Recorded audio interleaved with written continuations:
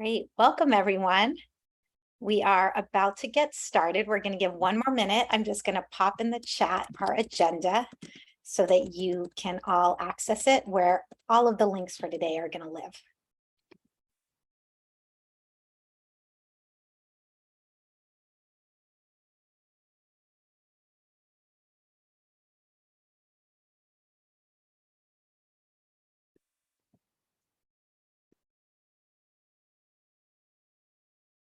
And I'm so thrilled to have ASL interpreters joining us. So thank you so much. Great. All right. We're at 11:45. You think it's okay to start? Great. Excellent. I think we're great. Yeah, let's do it. All right, excellent. Welcome, everyone. We are delighted to have you here today. We are going to be talking about how to use podcasts to engage all of your students. And just to be really clear, we're talking about how to use existing podcasts in your classroom. We are not going to be teaching about how to create podcasts, but if it's of interest, we can share some resources on that later. I am so excited to be joined by two of my favorite Laura O's, who will introduce themselves in a minute, but you all know, I think, Laura Gondo from the DOE, and I'm so thrilled to have my colleague, Lo, who's joining us all the way from the Bay Area and who really created our whole podcast program. So with that, I just want to show you a couple of items. We put this in the chat and we'll keep putting it in, but you have the agenda in front of you. In a minute, we're going to ask you to click on this Menti link, but other than that, you've got your presentation, you've got everything you need. We've also hyperlinked a bunch of stuff in the actual presentation, so you will be able to access that. And I'm going to kick it over to Laura and just say thank you all so much for joining us. We are really excited to be here, and we're also very appreciative to have our ASL interpreters, so thank you. Thank you so much, Tali. So as you see on your screen, just a couple of housekeeping things, because as you've probably noticed, this is a webinar, which is a slightly different format in Zoom. It means the chat's going to move fast. I'm already noticing we're almost up to about 500 of you in here. So we do want to just kind of like help you navigate the session so that you can make the most of it. You're going to see a lot of folks are jumping in there and saying good morning. I know you want to be friendly, but honestly, that just clogs up the chat. So because we want to share links, I'm going to ask folks, stop saying good morning. You don't need to share your name, your DBN, any of that stuff. All right, we want to use the chat to share general information, any reactions. We also want you to use the Q&A feature of Zoom. So if you are seeing that you have questions about anything that we're presenting, any of the topics that we're sharing, utilize the Q&A feature. We have several moderators who may be able to just chat you an answer in the Q&A and everybody can see it. We may also answer some of those questions live as we as moderators also are looking at it. But let's kind of make the most of today. We also thank you for being present and participatory. We have some really great things to share, and it's going to be just a wonderful session. So with that, I'm going to kick it back over to Lo to help introduce ourselves. Okay, yeah, hi. Thank you so much. I'm so grateful to be here with Tali and Laura. Thank you so much for having me. Again, my name is I'm a Laura O as well, Laura Ordonez, but I go by Lo. I am the senior editor and head of podcasts and YouTube reviews at Common Sense Media. I spent the past year and a half really building our podcast channel to really dedicate time to rate and review the growing world of kids podcasts. And what I found was really amazing, and I'm excited to share that with you today.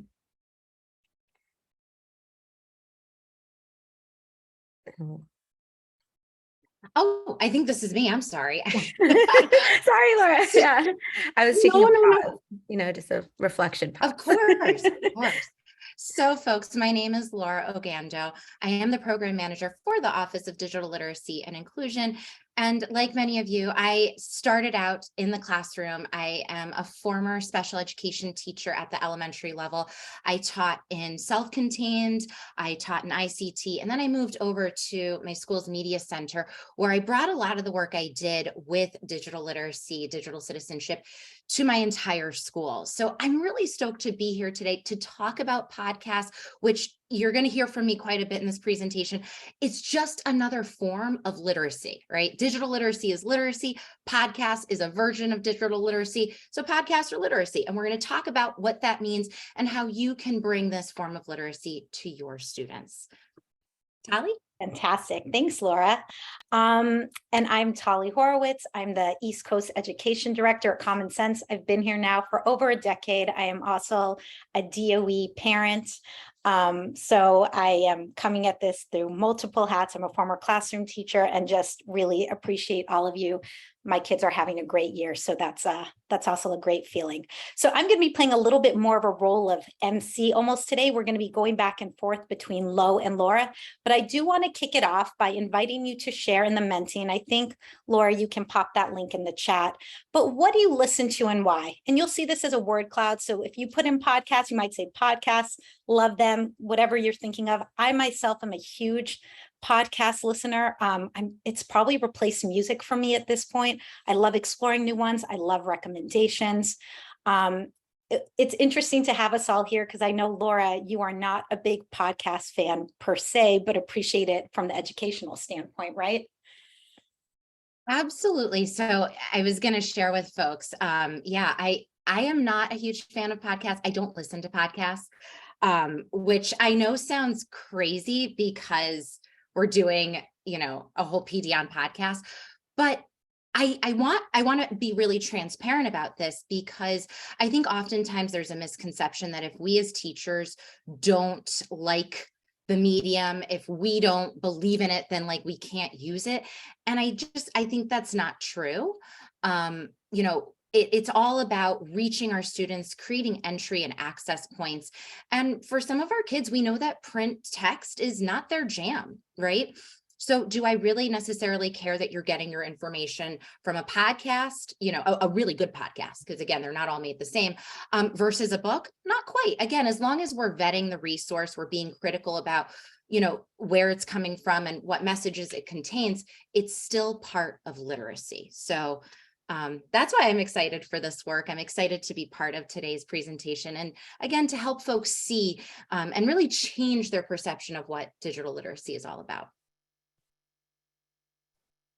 Wonderful. I appreciate that. And I know, Lo, you're a huge podcaster. Do you mind kind of shifting us into why podcasting, probably also a little bit about what drew you to this work? Yeah. So I love that transition from the last question because I originally, from the time I was like 5 or 6, was always drawn to radio. I loved radio. I loved just hearing an audio. I think it came from listening to my grandfather when he was younger, just tell stories and sing all the time. And there was something so soothing about hearing someone's voice that felt so intimate to me. And as an only child, I would probably say that that's one of the things that really gave me a sense of comfort. So, to Laura's point that no matter how kids are receiving this information, there's so many different ways, which is amazing because that means hopefully it sticks even more.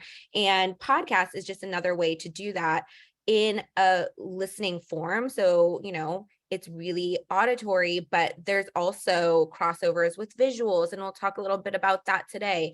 But podcast is really, I always think about it like, the transition from radio and listening to music to podcast was very natural for me because I'm very good at like listening and then comprehending because I can create this imagination in my mind of whatever is being told to me, whether it's a story or it's a kind of talk radio type podcast.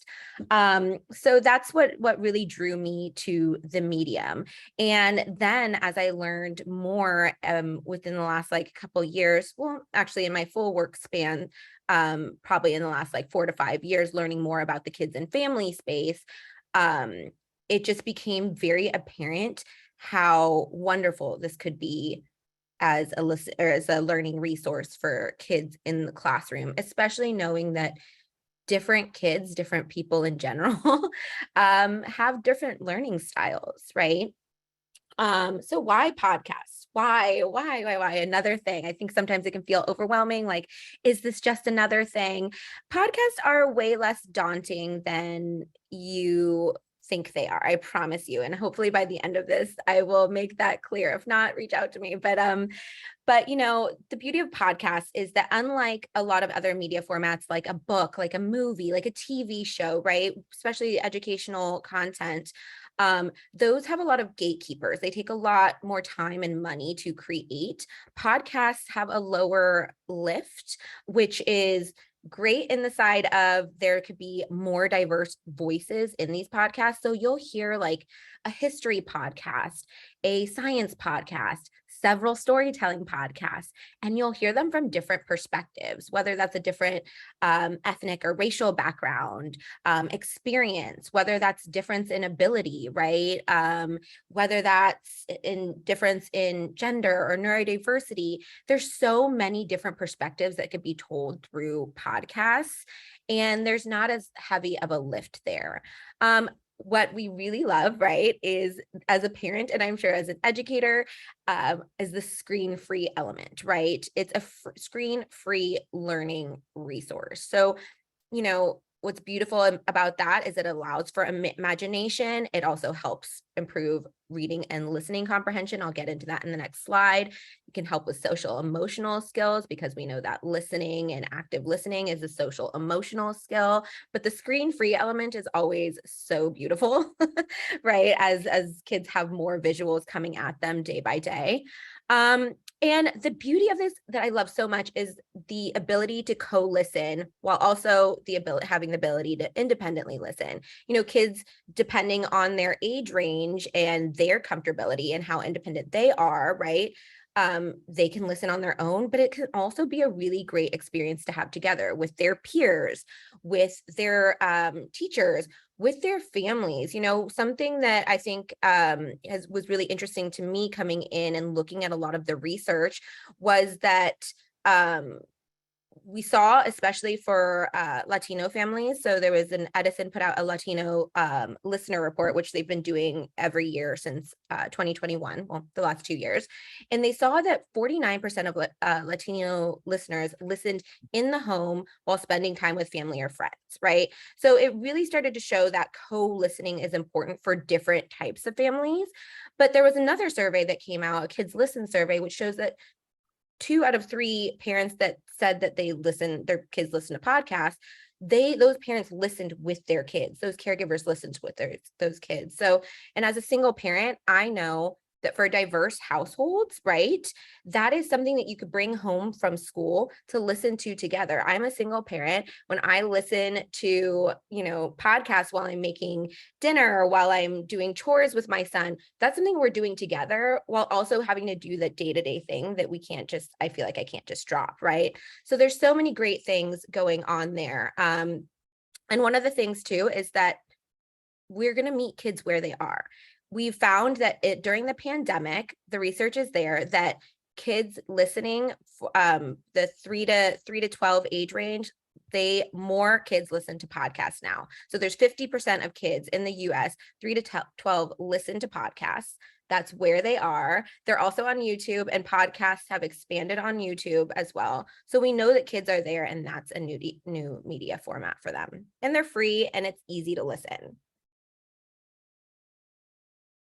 So we can move to the next slide. I'm gonna move to the next one. And I know we're gonna talk a little bit about, and I'm sorry, everyone, I don't know why the image isn't popping up, but we did get in the Q&A a way that a PE teacher just shared that she uses podcasts during PE for kids who can't participate fully. Love those recommendations, and feel free to keep sharing them in the chat as well. So thank you. Yeah, I love hearing just from doing different webinars and things like that. I love hearing the ways that different teachers have found to use these, and I'm hoping that we can kind of get those together in a full documentation to be able to give that to other educators. But what can podcasts do for your learning space, right? So as I mentioned earlier, to improve listening and reading comprehension is huge. Laura mentioned it earlier. This is a form of digital literacy. Listening is part of reading comprehension, right? So when, no matter where they're at in their learning to read journey and their literacy journey, that listening part is so important because it helps them to start decoding the language, right? They can hear the grammar and the syntax happening in a story. Whereas if they're not fully ready to read, they're not there yet, that can be really overwhelming. And so they don't really get the full context of the story yet because they're trying to figure out, how do I say this word? What does it mean, right? They're getting that understanding in the listening, but it's not just the listening, right? So we've seen that the research has shown that listening while reading can improve text reading and comprehension. And what's beautiful about these podcasts, and I'll show you as we go along, and I show some examples, is that a lot of these podcasts have something they call notes or transcription, where it's a written out version, a script of what's happening in the podcast. So your kids can read along as they're listening, which is very beneficial when it comes to that literacy, right? The exposure to vocabulary, but also it really helps the brain and the memory, right? So if we're listening to something, if the kids are listening to something, they're able to start to create, kind of like when they're reading, when they're at that point and they can fully read and understand the story, they're creating from what they're hearing an image in their head. And for every kid, that can look different. And that can really be a reflection of who they are, their experiences, their backgrounds, their understanding of themselves, right? So those characters, whatever they're hearing, that becomes their world. And what's beautiful about that is that can help with their memory and their memorization because they remember these things as they see them, right? On their terms. And I think that's really just a beautiful thing. I also love the way that podcasts can really help with social emotional skills. Yes, there's tons of podcasts that are social emotional learning podcasts solely. A lot of podcasts, whether they're history, science, comedy, right?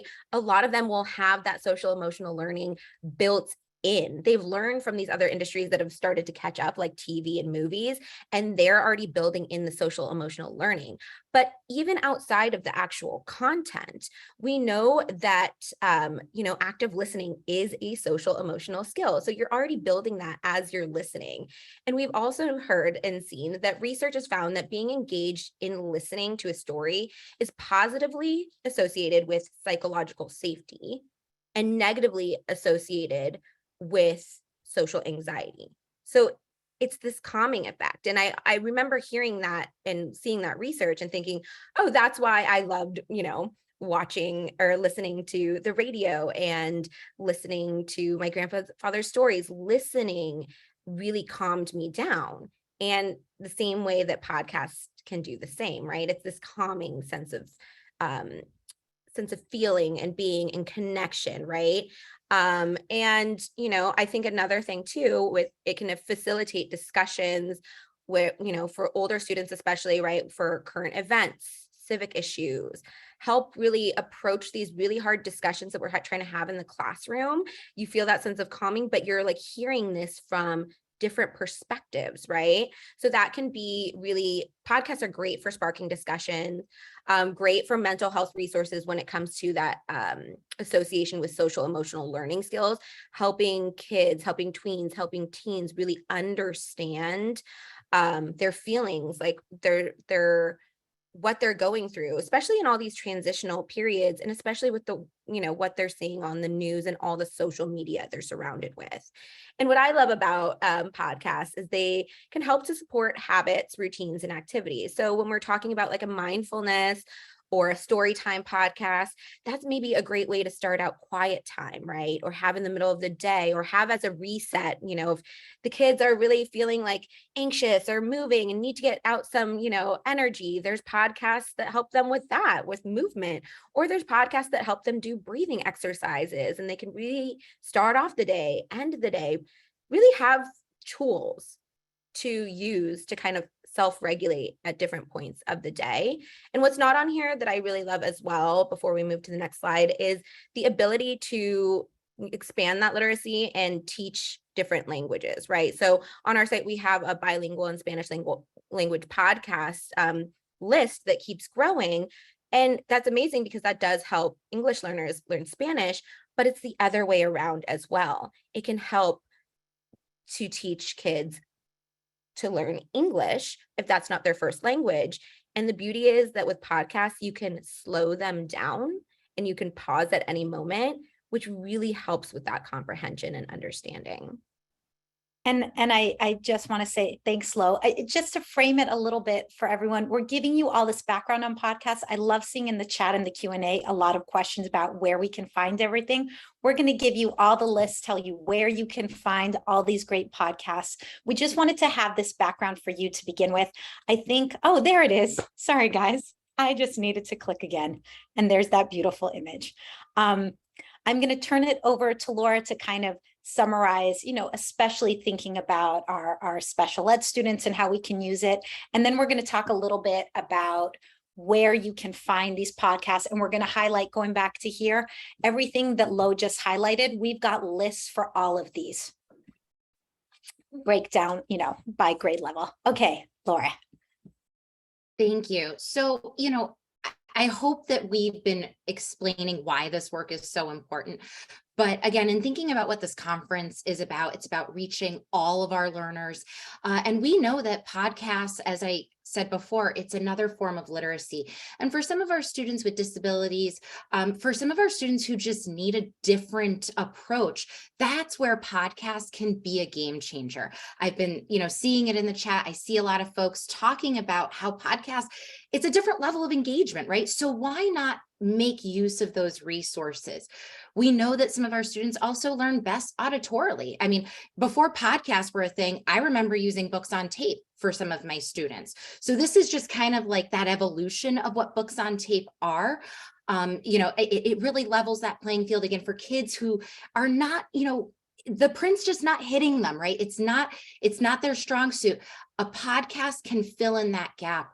We're just about meeting students where they're at. So hopefully, folks are seeing, us kind of laying this groundwork and letting you know why this is important and why we should be utilizing it. This is not about, fads. This is not about, drinking an ed tech Kool-Aid. This really is about doing 21st century literacy work with our students.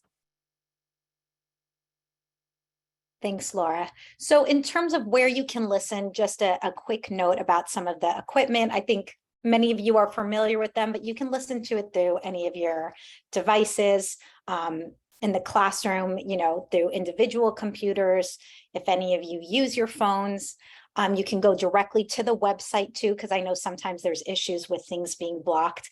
And now we're going to talk through where to find recommendations of the best stuff to listen to. And actually, before I transition, Laura, was there anything else to add in terms of, I know that podcasts are blocked, right, on DOE devices. So I think we said the workaround was going directly to the website. You can still access the full reviews from us, but then you're going to go on the website of the podcast. Okay. Yes. Great.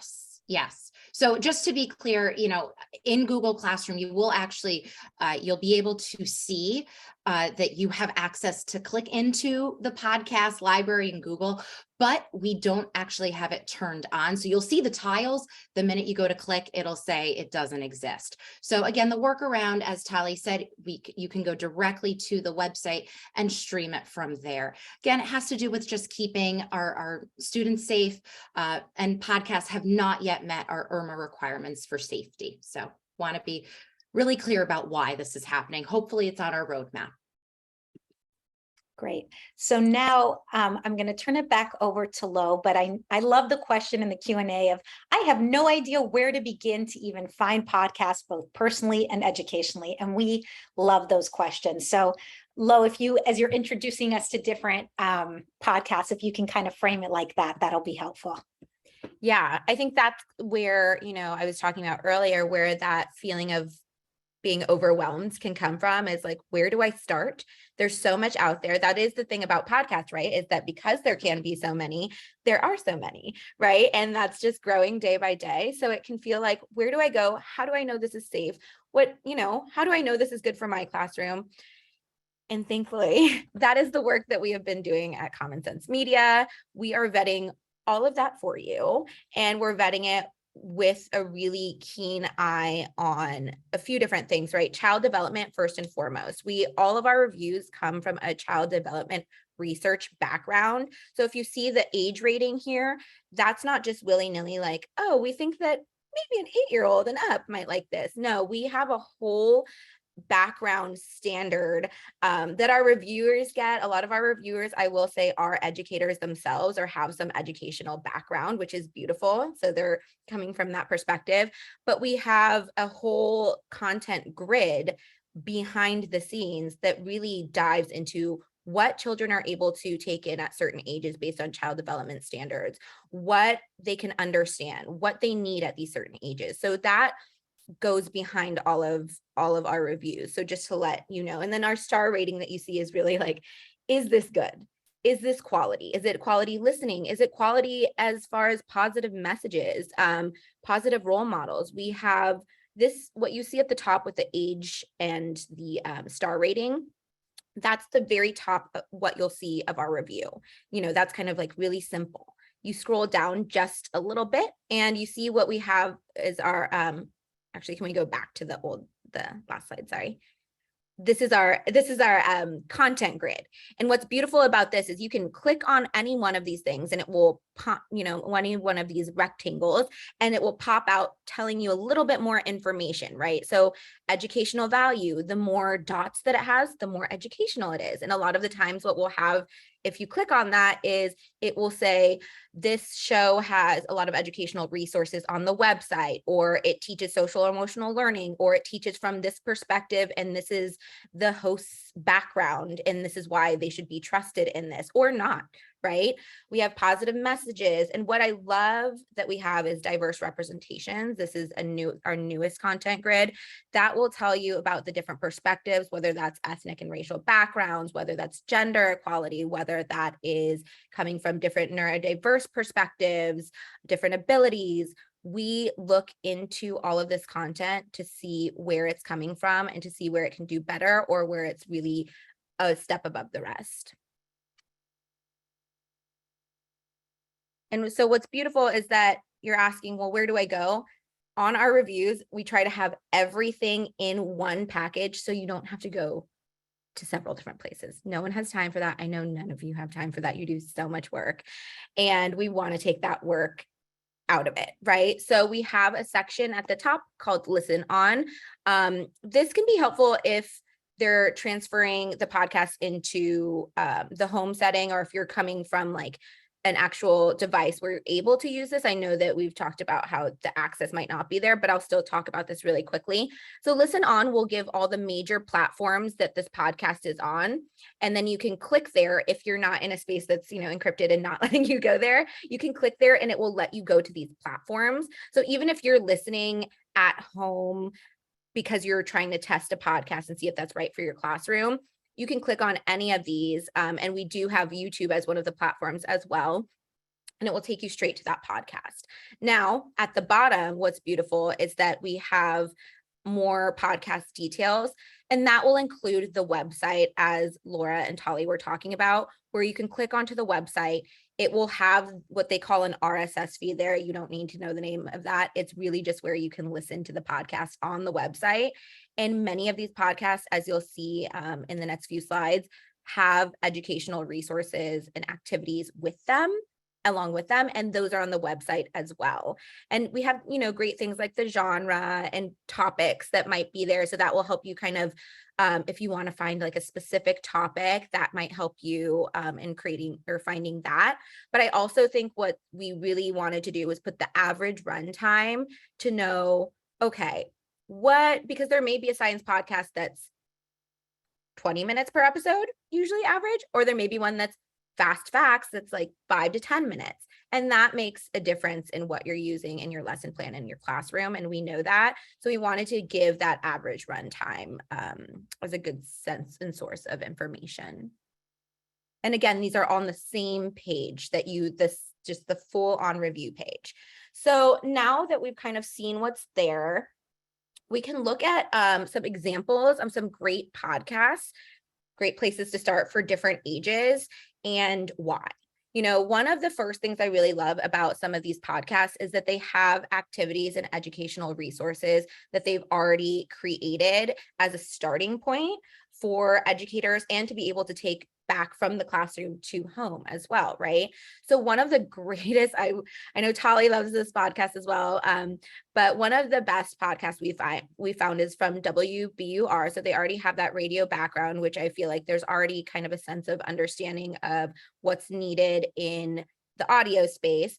But it's a great podcast, storytelling podcast for kids 2 and up, right? So this is really great for the preschool and like early elementary. It's tales from around the world, a lot of amazing folk tales from everywhere around the world. I think that a lot of places say like around the world. No, this podcast has hundreds of stories from everywhere around the world. I think I'm part Jamaican. I found a Jamaican folk tale and I was like, this is real, because I never find that, right? So great too, Lo, because they'll highlight at the beginning of each one, they'll say like, this is a folktale, and they'll also list, so you make those connections, like it'll be like the origins are in Iraq, but you'll also find it in India and Eastern Europe, and just so you can also start making those connections with students. And that's a great point, Tali, because in all of these podcast episodes that you'll see once you either are on the website or on a listening platform, there is a short episode description. And as Tali was mentioning, that will really tell you what is in that episode, a very short summary.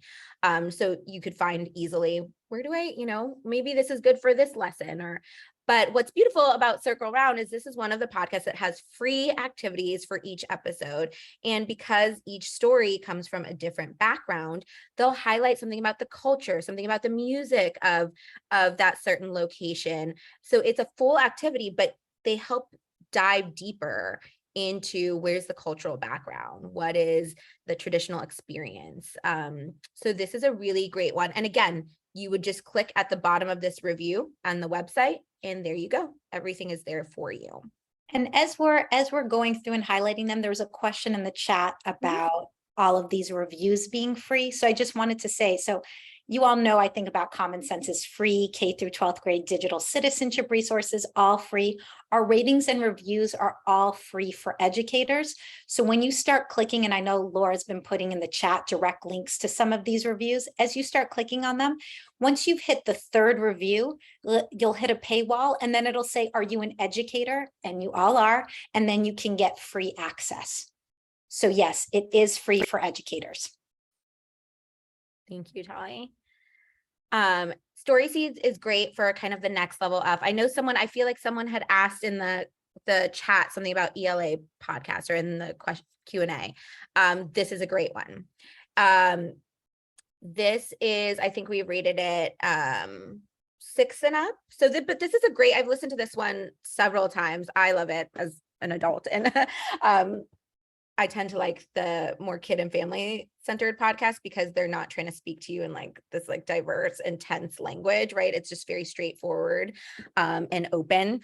But Story Seeds podcast is so amazing. What it does is it takes a kid who loves storytelling or who loves reading or who loves listening to stories and wants to tell their own story, right? They're in that open space wanting to tell their story, and matches them with a very diverse author. And they come together. The author listens to the child, which is beautiful because there's that demonstration of like kids feeling that they have a say and a voice, listens to the child and then explains their process, and they work together to create a story. And what's beautiful in this podcast is a lot of the times these kids come from different backgrounds, and they want to see in their books characters that look like them, that sound like them, that are like them. And these authors help them do that. And at the end, they create a story. And it's really amazing and really helps to really give, I think, inspiration and empowerment for kids to be able to tell stories at a younger age, even if that's just verbally and they don't have the writing skills yet, but also to see the process and feel like empowered in wherever they are in their literary journey. Again, with Oh, sorry, Lo. Would you say that this is also okay for older students? There was a question in the chat. Yes. So usually if we say something that is 6+ or 7+, that plus means the starting age is usually around that age range. Again, we always say, you know your students, you know your children best. So maybe 6 is like, oh, my kids are younger and they would love this. But that's the child development. But this podcast, I would say, can even be used in like in middle school, right? I think it can even be used in early high school as teenagers are getting closer to being able to write something that's longer form, right? And different storytelling and really doing creative writing. This can also be beneficial as well. Sometimes it will depend on what the tone is, right? You know, tweens and teens don't always want to be talked down to, but with the Story Seeds podcast, it has a very even tone that is great for truly 4, 6 and up. Yeah.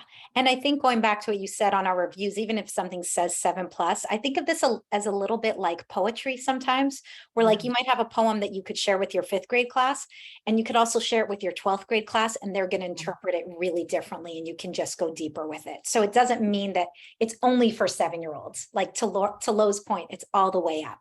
And I will say in our reviews, we mention that, right? So we'll always mention if it's good for co-listening. A lot of the times you'll see in it like adults will love this too because of this. And when you see that, you know that that's great for any age range, right? Or for that age range and up, because adults are understanding it too, and there's something for everyone. So we always mention that in our reviews. And so when you read the review fully or just like the content grid section, you'll get a gist of that, right? So we try to take as much out of it as possible. And then for the older kids, this is a great, this is from a production company called Gen Z Media. They focus a lot more on tweens and teens. So I would say middle school to high schoolers, because they feel like that is a really underserved population of kids, which I would agree with very often. But there's a lot of narrative podcasts with an undertone of social emotional learning and diverse learning.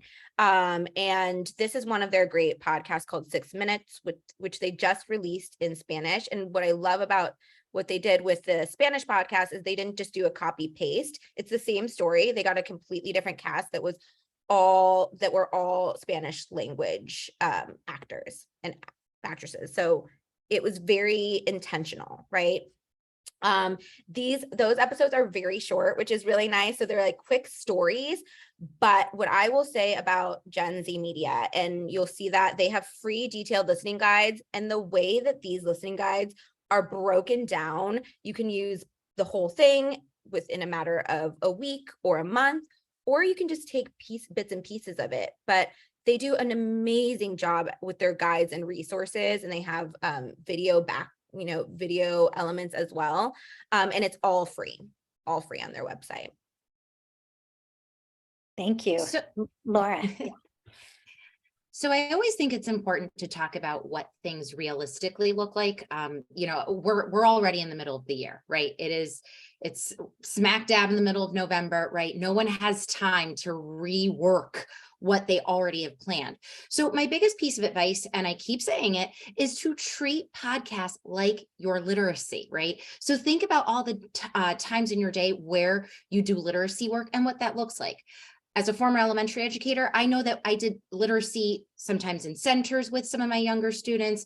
Obviously, there was a lot of whole group as well. And then obviously independent. So it's up to you. We keep putting it back on you, but just look at your schedule. Look at how you, if you're a cluster teacher, think about where maybe it might fit in. It might not be in every class thing. Maybe you're just doing podcasts here and there because you've got science material to get through. But if you are, at the elementary level, or, if you teach an ELA class, think about how you can vary up your text and think about what that can look like realistically for your setting, whether, again, it's in centers and small groups, whole group, or independent.